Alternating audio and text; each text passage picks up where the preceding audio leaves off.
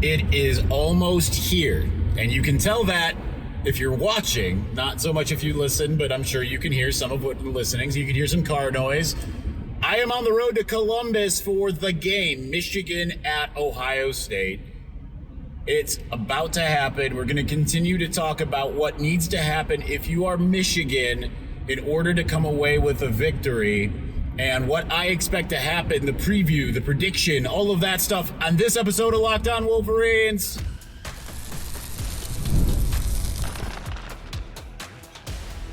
You are Locked On Wolverines, your daily podcast on the Michigan Wolverines, part of the Locked On Podcast Network, your team every day. Happy Friday. We're back and doing it. Locked On Wolverines podcast, part of the Locked On Podcast Network, where it's your team every day. I am your man on the ground. Well, I'm your man in the car, Isaiah Hole, publisher of Wolverines Wire through USA Today Sports Media Group, on my way to be on the ground in Columbus, Ohio. And that's kind of a sad thing to say to some degree. I'm not going to be making a heck of a lot of eye contact with the camera here today. Obviously, it's going to be a little shaky. You got a little car vent thing here. Not even using a microphone today. It's just talking to you. And we'll try to clean it up in post as much as possible. But nonetheless, Michigan plays Ohio State. There's obviously other things to talk about. Brady Hart flipping is very disappointing to Texas A&M. We're going to have to get to that after the game. We'll touch a little bit more on recruiting next week. Obviously, we got early signing day coming up on Wednesday. So that will certainly give us other things to discuss in the aftermath of this. The first thing I want to discuss here is, though, the report from both Pete Thamel and Matt Zenitz that Will Johnson is not expected to play for Michigan, which is a real freaking shame, to be honest, because like that's just a huge help. And they say it's a toe injury. I know people say, toe injury, you can play that. Listen, I had a broken foot like around the toe area, and it was absolutely debilitating. I know I'm not an athlete, but like I couldn't walk on it really. Like it was really bad. So I understand the fact that Will might just not be in a place where he can do a lot of the stuff that you would think he can do, right? Because that affects a lot of lateral movement, that affects speed, all of those things. So it's better, honestly, to have two functional cornerbacks than one that could have the issues that Will would have from a physical standpoint in playing against Ohio State. Okay, so that is really important to know. But that, not having a functional Will Johnson against Ohio State, I mean, because you don't have a Mikey Sainer still as you did last year. But obviously, if you recall, last season he played the first half. He had the first real pivotal play of the game with the pick, and and obviously that kind of set the tone for the game. This is where you hope that Jair Hill got out of the doghouse in Schembechler Hall. But also that what they've kind of been doing, being able to use Zeke Berry, being, in kind of the boundary role. He's played pretty well there so far. But and Amir Hall, I think that like when you look at the Jair Hill and Amir Hall of it all, they ended up doing okay. And sorry, it is very shaky camera here. They ended up doing all right against Oregon. Now, Oregon got 300 yards. So you're going to look at me and through the air, by the way, you're going to look at me probably and say, like, what are you talking about? They did all right.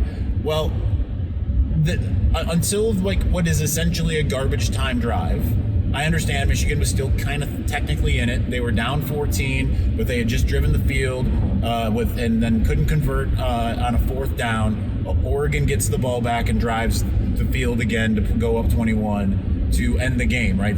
30 seconds-ish left.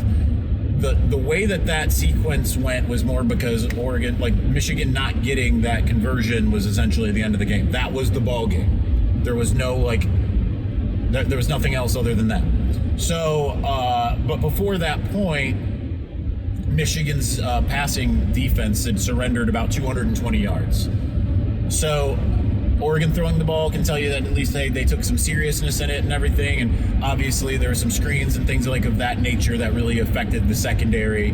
That, I would argue that affects the linebackers a little bit more, maybe also the safeties, but And I can't tell from my memory and the vantage point that I have if the safeties were deep or not, or if they were whatever they were doing. Nonetheless, they had done an admirable job against a receiving core that is on par with what they're about to see. I also think that Dylan Gabriel is better than Will Howard, and I know that a lot of Ohio State fans will be really mad at that, and I'm sorry. I'm not saying it as a knock. I'm just saying it as an outside observer. I give Ohio State credit when it deserves credit. It is still an extremely good team, and it is still one very capable of beating Michigan handily. But there is a path for Michigan. I have seen moments where the secondary has stepped up. You look at the Indiana game, and while Indiana with Curtis Rourke and their receivers might not be as talented as Will Howard. I mean, Curtis Rourke is graded out higher up until like the last point I checked, which was before the Ohio State-Indiana game. Curtis Rourke had outpaced Will Howard in terms of the ability, the grades on PFF, right? And Michigan, you saw the secondary kind of get blasted in the first half, and then in the second half, they kind of came alive. Michigan's going to need that secondary to be able to do that. They're going to need them to play like they have in the last 6 quarters. And they've done a great job in doing that. And I understand Northwestern, not really a threat to just be slinging it everywhere. But Michigan still needs that group to be able to go out and play like they did the last 6 quarters. Ohio State is still going to get some. But if you can do kind of like you did in 2021, force them into some field goals rather than some touchdowns, and you convert into touchdowns, right? Because your offense, if you're Michigan, is not the same as it was in 2022, the last time you went to Columbus, where you at least had some faith that the offense could do some things against the Jim Knowles defense. So I think that Michigan absolutely cannot settle for field goals. Absolutely must get touchdowns. To me, this game is one where just everything goes out the window. And I know, like they always say, throw the stats out the window, throw all this, and that is true in some respects here. I don't always believe that, because generally, if like you're playing Oregon in week 11 or week 10 or whatever that was, you are generally not looking at it in the kind of the same light of they're just gonna try to throw everything at Oregon and attempt to get this win. Ohio State is a different scenario. Will Johnson may have played his last game as a Wolverine, but you've got other guys who may be playing their last games as Wolverines as well. Colston Loveland, Mason Graham, Kenneth Grant, Josiah Stewart, Donovan Edwards, Kalel Mullings. You know, there are a lot of guys that this is going to be their last game as a Wolverine. There's guys that might enter the transfer portal that we aren't even thinking of, that absolutely this could be their last game as a Wolverine. They might kind of have in their mind, like, you know what, I'm going to go somewhere else. So lay it all out. Kirk Campbell, this might be your last game as the offensive coordinator for Michigan. Whether you're on staff or not on staff, this might be your last time calling plays, period, anywhere, if you are even calling plays in this game. So it's an opportunity for you to go out guns a-blazing. Be smart, and in a way, if you're Kirk Campbell, this is your audition for maybe a group of 5 type of program that needs an offensive coordinator and might be willing to say, like, I'm going to overlook some of these things that Michigan's had issues with due to the personnel. Okay? So this is a game where you can kind of let everything hang out. So I'm going to be very curious to see how that goes for Michigan offensively, and then defensively, play up to your ability. Let's keep this conversation going. Let's talk more about the game. We'll get to the prediction. How do I actually think the game is going to go in segment 3? So we will do that here in just a moment. But before we do, and listen, I don't have my handy computer with me. I'm staring at a white minivan. But I got to tell you, I'm heading down to Columbus to go to the game, and I'm blessed enough to have a credential. But maybe you have the faith, and you are sitting there thinking, like, I think Michigan's going to get an upset in this. You're seeing all of the possibilities, and you are walking by faith and not by sight, and you think that Michigan's going to win in Columbus, and you want to be a part of it. The best way to get in the door is with Gametime. And with the Gametime Picks feature, it takes all of the guesswork out of everything. It's curated so that they can find you the best deal as far as where you're going to be sitting, the price, all of that stuff combined, and all the great stuff about Gametime that they offer, like the Gametime Picks, the super deal. I love the views from your seat. You know exactly what you're going to be looking at. And if you're going to the Horseshoe, you want to know you're not going to be looking at some kind of column, right? Like, you want to make sure that you're in a good spot so that you can see the game. But it's not just live sports, it's comedy, theater, it's concerts, it's all of the above. So take the guesswork out of buying tickets with Gametime. Go and download the Gametime app. Use the promo code LOCKEDONCollege to get this is the word we're getting into some trouble. It's I think $20 off your first order. So again, go to download the Gametime app. Use the promo code LOCKEDONCollege to get $20 off of your first order. What time is it? It's game time. All right, we're going to continue on here in just a moment. But I would have loved to have been adorned with the most beautiful Michigan gear you could possibly wear. I ended up wearing it yesterday to Thanksgiving dinner instead because I don't want to go into Ohio and have my tires popped because someone sees me getting out of my car wearing the coolest bomber jacket you can ever get, which I got from Homefield. Homefield is obviously, it's all right, I'm braking hard here on the expressway. But Homefield apparel is it's the coolest apparel in the game. What it is they're based out of Indianapolis. Connor Hitchcock, a former IU alum, loves his Hoosiers, started making these retro modern styles, and then he ended up getting licenses to all of these different schools. And you've heard me talking not only about Homefield, you've seen me wearing it. If you watch the videos, you see me wearing it at least once a week. And I get questions all the time. Where did you get that shirt? Where did you get that jacket? All of that stuff. They still have their can't miss kickoff boxes. I know we're going into the regular season finale here, but it comes with the hoodie, the undefeated hoodie you've seen me wearing. It comes with a long sleeve, comes with a short sleeve shirt. They've got the national championship bomber jacket in stock, and you're going to want to get that before that sells out. I was waiting for it. They've got other bomber jackets. They've got the most comfortable hoodies and joggers and all of that stuff. And the cool thing is they look amazing, and people are going to see it and they're going to want it. So use my promo code GoBlue24 to get 15% off of your first order. Again, homefieldapparel.com with my promo code GoBlue24, and it's just the coolest apparel in the game.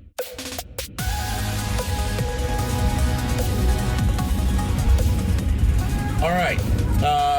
Probably went a little bit long on talking ads, but again, I'm not reading my computer screen here, so we're trying not to get in a car accident. All right, so we talked a lot about the secondary. We talked a bit about just overall general offense in terms of some stuff here, but. They really need to try to find some things here. Everyone's going to say run the ball, right? Like, that's what you need to do.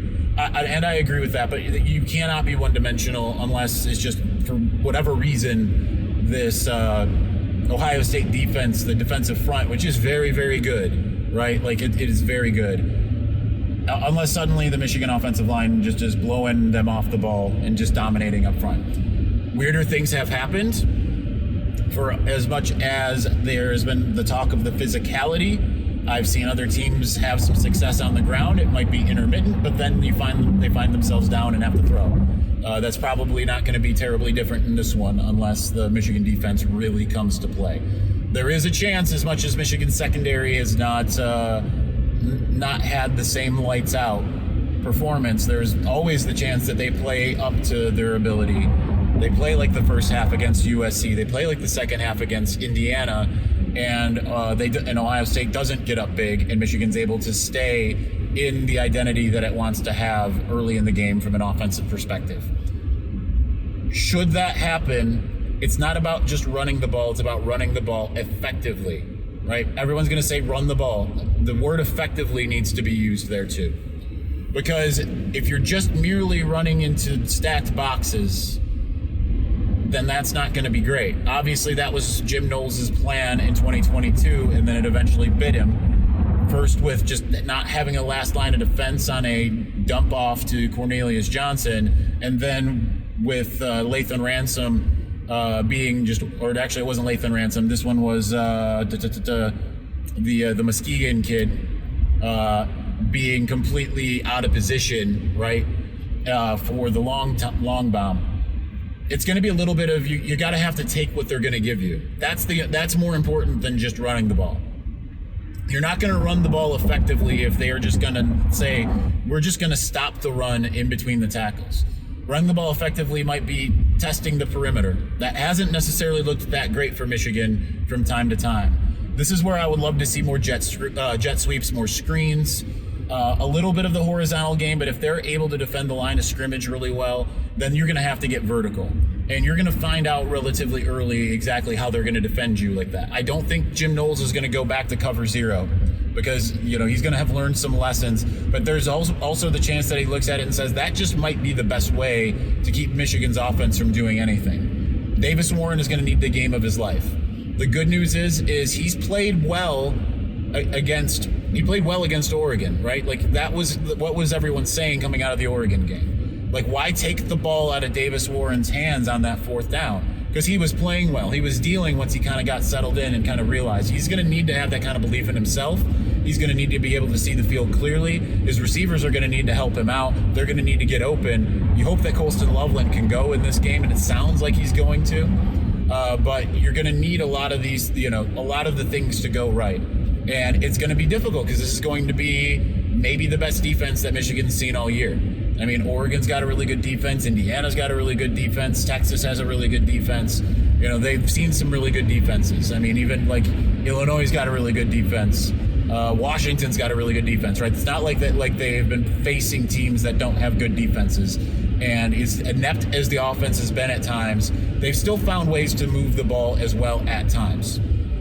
So, yeah, and through that, we've seen a mix of the run in the past. I would be shocked to see like a 60% pass, 40% run, but there is the chance that that's what needs to happen. Now, this is where Kalel Mullings and Big Game Don need to show up, right? Donovan Edwards, this is your last regular season game for Michigan. I would bet Donovan's going to play in the bowl game, obviously.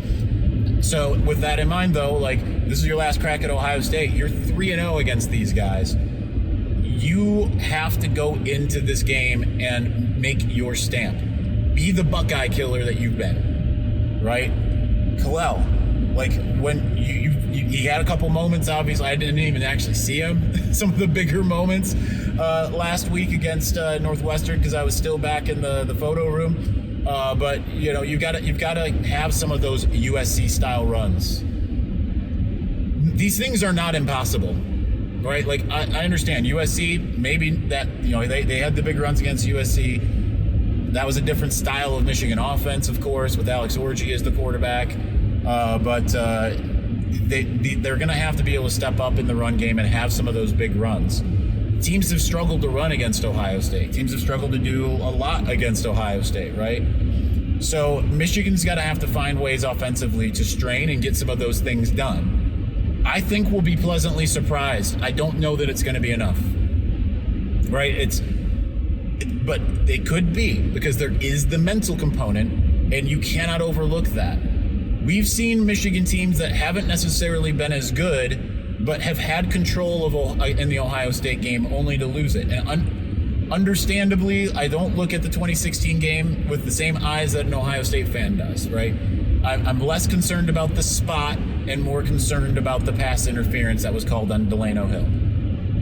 But that's kind of one of those things. Michigan had full control of that game until basically the final drive. A couple things went right for Ohio State. Michigan still had control. Michigan still felt in control. And then the final drive happens, double overtime happens, and look what happens. And part of that, I think, is that once you got Michigan into a scenario where it was in doubt, despite how it's played all year, even with all of the problems that Michigan was having, you get to a place where suddenly Michigan's in doubt, right? They're sitting there saying, and that was a very good Ohio State team, of course.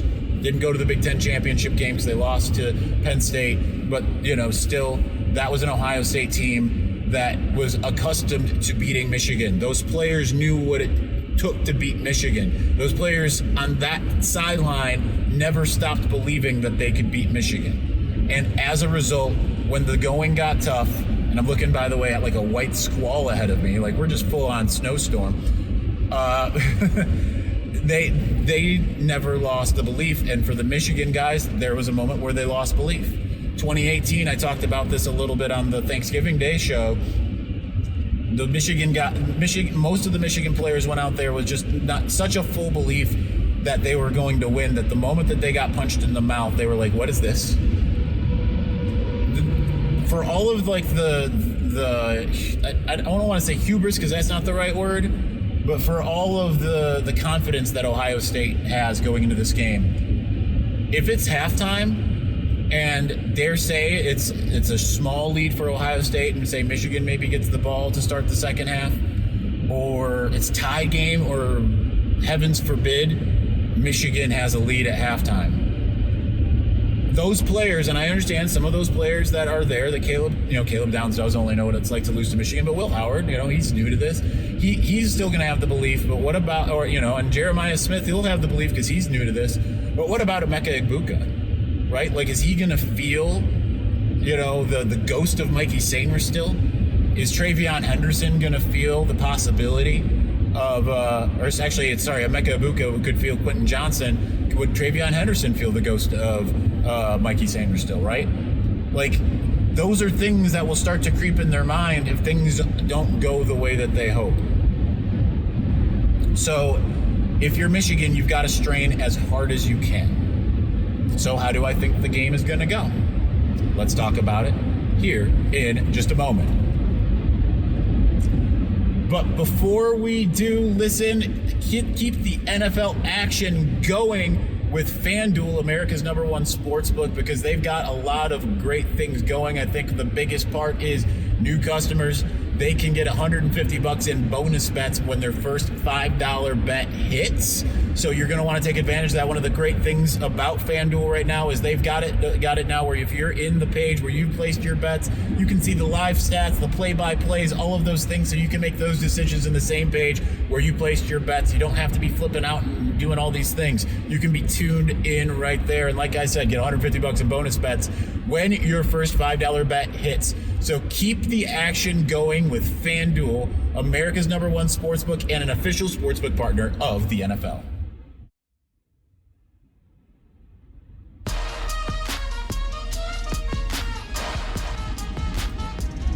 All right, let's finish up here. How do I think the game is gonna go?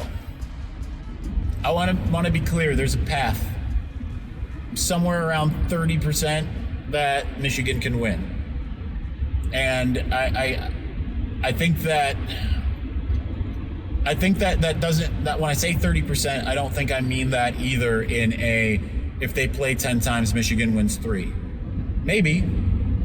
I just think that it's more of if the perfect storm hits. I say as I'm driving through the storm at the moment. If the perfect storm hits, I think that Michigan can pull it out. Weirder things have happened.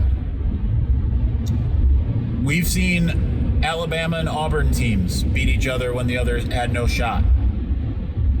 Or be close, right? Last year, Auburn had no business being in that game, and then Auburn had no business losing that game with the way it ended. Before you know it, Alabama's in the college football playoff. No one thought that was going to happen. Now, Michigan's not going to end up in the college football playoff this year, of course. But Auburn, with what Auburn had shown on the field last year and what Alabama had shown going into that game, there was no reason for that game to be tight. Oklahoma last week against Alabama. Oklahoma, their offense is about as bad as Michigan's. Alabama is not as good as Ohio State right now, but they're good enough to be able to go and make a statement against Georgia, at least in one half of football, and then still emerge with a victory, right? Still not complete, lose to a pretty decent Vanderbilt team, kind of a middling Vanderbilt team, right? Obviously lost that game, lost to, I can't remember the other team that Alabama lost to at this juncture offhand, but they had no business going into Norman and losing that game. Oklahoma played with their hair on fire. That was at home. This is going to be a different scenario for Michigan having to withstand the horseshoe. Michigan has not won a road game yet this year. It's going to take a perfect storm, and I think one of the issues for Michigan with the mental is that they aren't going into this with this they can say they're going into it with the same belief that they've had each of the last 3 years, but just the reality of how the season has gone, if something goes wrong, it's going to be very easy to not play the next down with the level of confidence and give up just enough. Ohio State can strike at any point with any of its playmakers. The two running backs, any of the receivers, tight end is here and there, converts 33 converts some tough first downs and all of that kind of stuff, but nonetheless, it's going to take a perfect storm for Michigan. I think that Michigan will start off in the way that you hope for them to, and I think that come halftime, we're going to be feeling pretty good. I think that the way that this is probably going to go is that Michigan's able to hold off Ohio State enough early. Like, maybe it does look like it did against Texas and against some of these other teams. It's kind of seemed like it was Michigan's thing to let teams drive the field, and then then they go for a field goal attempt and either make it or don't. But I think that's probably going to be more likely than a 3-and-out. I think that the Michigan defense will make a stand. I think the Michigan offense will look like it did against Indiana in the early going. And then it's going to be up to them to get a touchdown instead of a field goal. They're going to need to be able to strain, and they're going to need to be able to do things that they haven't necessarily done this year, okay? I think that they'll find ways to do some of those things early, and I think it's going to be tight at halftime.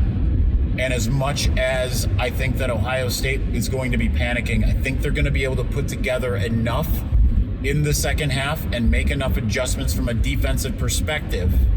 Like, when I say they're going to do enough, I'm not talking like the typical Ohio State pylon.